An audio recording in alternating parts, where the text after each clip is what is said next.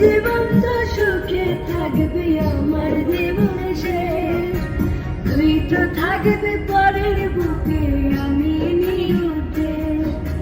চাইব তোরে খোদার কাছে প্রতিরক্ত মোনাজাতে, আশা যেন পূর্ণ করে